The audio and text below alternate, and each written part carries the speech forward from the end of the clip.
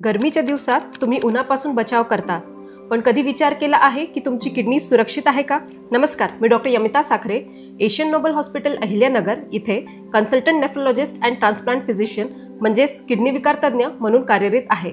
तर उन्हाळा आला आहे आणि काही किडनीचे आजार उन्हाळ्यात वाढतात। उन्हात काम केल्याने किंवा फिरल्याने शरीरातील पाण्याचे प्रमाण कमी होतं, डिहायड्रेशन होतं आणि किडनीला रक्तपुरवठा कमी होतो, त्याने किडनीला इजा होऊ शकते। तसेच डिहायड्रेशनमुळे उन्हाळ्यात मूतखड्यांचे प्रमाण जास्ती वाढतात आणि लघवीत जंतुसंसर्ग सुद्धा जास्ती वाढतो। तर अशी घ्या उन्हाळ्यात तुमच्या किडनीजची काळजी। दिवसभरात जास्तीत जास्त प्रमाणात पाणी पिलं पाहिजे।